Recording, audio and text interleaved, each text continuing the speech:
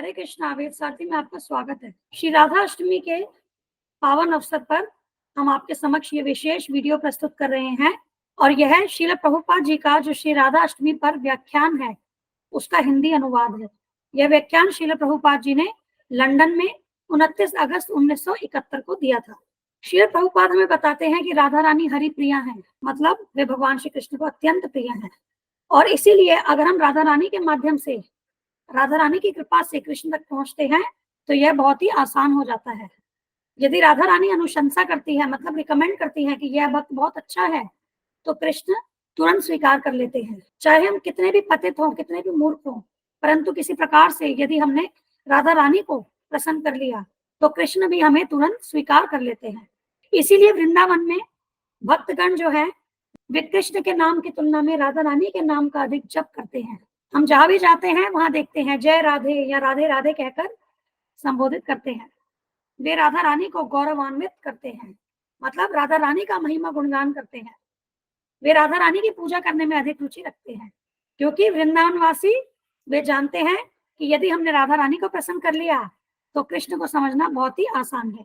श्रील प्रभुपाद भगवद गीता के 7.3 श्लोक के संदर्भ में हमें बताते हैं कि कई हजार मनुष्यों में से कोई एक मनुष्य होता है जो सिद्धि के लिए प्रयत्न करता है, और इसी प्रकार से जो सिद्धि के लिए प्रयत्न करने वाले मनुष्य होते हैं उनमें से कोई विरला ही भगवान को जान पाता है।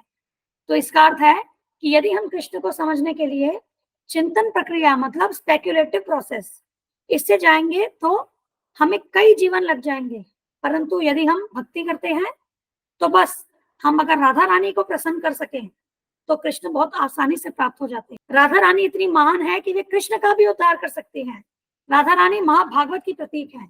यहाँ तक कि श्री कृष्ण जो भगवद गीता में कहते हैं वेदाहम समतीतानि, मतलब मैं सब कुछ जानता हूँ, फिर भी वे राधा रानी को समझने में विफल हैं। वे नहीं समझ पाते कि राधा रानी का गुण क्या है, और इसीलिए राधा रानी को समझने के लिए उन्होंने राधा रानी की स्थिति स्वीकार की। कृष्ण ने सोचा कि मैं पूर्ण हूँ, मैं हर प्रकार से पूर्ण हूँ, लेकिन फिर भी मैं राधा रानी को समझना चाहता हूँ। और उनकी इसी प्रवृत्ति ने कृष्ण को, स्वयं कृष्ण को समझने के लिए राधा रानी का भाव स्वीकार किया, और वे चैतन्य महाप्रभु हैं। श्री प्रभुपाद बताते हैं कि ये सब जो विज्ञान है ये पारलौकिक विज्ञान है, मतलब ये कोई साधारण भौतिक विज्ञान नहीं है, तो साधारण मनुष्य इसे नहीं समझ सकते, परंतु जो कृष्ण भक्त है और जो शास्त्रों से भली प्रकार से परिचित है वे ही इस महान विज्ञान को समझ सकते हैं। तो भगवान श्री कृष्ण जब राधा रानी के भाव को अपनाते हैं तो वे चैतन्य महाप्रभु के रूप में प्रकट होते हैं। राधा भाव द्युति सुवलितम, श्री चैतन्य महाप्रभु स्वयं कृष्ण है, परंतु वे राधा रानी का भक्ति भाव जो है कृष्ण के प्रति उसे स्वीकार करते हैं। राधा रानी भक्ति की पराकाष्ठा है और राधा रानी सदैव कृष्ण के वियोग में रहती हैं, और इसी भाव को भगवान श्री चैतन्य महाप्रभु वे भी महसूस करते हैं, और यही भगवान श्री चैतन्य महाप्रभु तथा उनके प्रामाणिक शिष्यों की शिक्षा है, मतलब विरह की भावना, मिलन की नहीं। तो चैतन्य महाप्रभु और उनके प्रामाणिक शिष्य ये हमें सिखाते हैं कि भक्ति में सेवा की प्रक्रिया यह है कि कृष्ण से विरह कैसे महसूस किया जाए। यही राधा रानी की स्थिति है, हमेशा वे विरह का अनुभव करती हैं।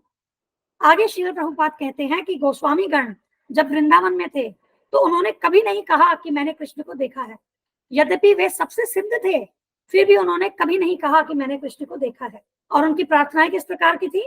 हे राधे व्रज देवी के च ललिते, हे नंद सुनो कुतः, हे राधे राधा रानी, हे राधे व्रज देवी के च। तो राधा रानी जो है वे अकेले नहीं रहती, वे सदैव अपनी सखियों व्रज देवी, ललिता या विशाखा तथा वृंदावन की अन्य युवतियों के साथ रहती हैं, तथा वृंदावन की अन्य गोपियों के साथ रहती हैं।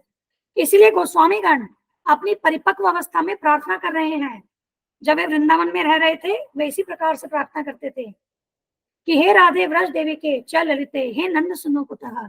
कहाँ राधा रानी, आप कहाँ हैं? आपके सहयोगी कहाँ हैं? आपकी सखियां कहाँ हैं? आप कहाँ हैं? नंद सुनो, नंद महाराज के पुत्र कृष्ण, आप सब कहाँ हैं? तो गोस्वामी सदैव भगवान श्री कृष्ण को, राधा रानी को, उनके साथियों को, इन सबको खोज रहे हैं। गोस्वामियों ने कभी नहीं कहा कि मैंने कृष्ण को गोपियों के साथ नृत्य करते देखा है। कल रात मैंने कृष्ण को गोपियों के साथ देखा। जो ऐसा कहता है वह सहजिया है, यह परिपक्व भक्ति नहीं है, इसलिए उन्हें सहजिया कहा जाता है। सहजिया वे मनुष्य हैं जो भक्त बनने की नकल करते हैं, वे भगवान की लीलाओं की नकल करते हैं और उन्हें एक साधारण भौतिक लीला के समान समझते हैं। वे भगवान की लीलाओं के गूढ़ तत्व को नहीं जानते। आगे श्रील प्रभुपाद कहते हैं कि सहजिया हर वस्तु को बड़े ही तुच्छ में लेते हैं, हल्के में लेते हैं। वे भगवान श्री कृष्ण को बहुत तुच्छ में लेते हैं, वे राधा रानी को बहुत तुच्छ में लेते हैं, भगवान श्री कृष्ण की दिव्य लीलाओं को बहुत तुच्छ में लेते हैं, मानो वे हर रात इनके दर्शन कर सकते हैं। नहीं, गोस्वामी हमें ऐसा नहीं सिखाते, वे हमें विरह भाव सिखाते हैं। वे खोज रहे हैं, हे राधे व्रज देवी के चल ललिते, हे नंद सुनो कुतः, श्री गोवर्धन कल्प पाद पतले, कालिंदी बने कुतः। क्या आप गोवर्धन पहाड़ी के नीचे हैं या यमुना के तट पर हैं? कालिंदी बने कुतः, गोशंताविति सर्वतो, व्रजपुरे कैदेर महाविहलव। उनका कार्य बस इसी प्रकार है कि वे भगवान के विरह में रो रहे हैं। वे पूछते हैं, आप कहाँ हैं? आप कहाँ हैं राधा रानी? आप कहाँ हैं ललिता विशाखा राधा रानी की सखियां? आप कहाँ हैं कृष्ण? क्या आप गोवर्धन पर्वत के पास हैं या यमुना के तट पर हैं? गोशंताविति सर्वतो व्रजपुरे, इस प्रकार पूरे वृंदावन में भी रो रहे हैं, उन्हें खोज रहे हैं। कैदेर महाविहलव, मानो पागल है। वंदे रूप सनातनौ, रघु युगौ श्री जीव गोपाल। तो ये श्रील प्रभुपाद का व्याख्यान, उसका हिंदी अनुवाद था। अब इसका निष्कर्ष यही है कि राधा रानी इतनी महान है, वास्तव में हम उनकी महानता को नहीं समझ सकते, क्योंकि देखिए भगवान श्री कृष्ण भी राधा रानी की जो महान स्थिति है उसको समझने के लिए चैतन्य महाप्रभु के रूप में प्रकट होते हैं, और राधा रानी भगवान श्री कृष्ण को सबसे ज्यादा प्रिय है, और वही भक्ति की पराकाष्ठा है, और वही हमें श्री कृष्ण भक्ति प्रदान कर सकती है। तो इसीलिए यदि हम श्रीमती राधा रानी की शरणागति लेंगे तो हम भगवान श्री कृष्ण को सरलता से प्राप्त कर सकते हैं।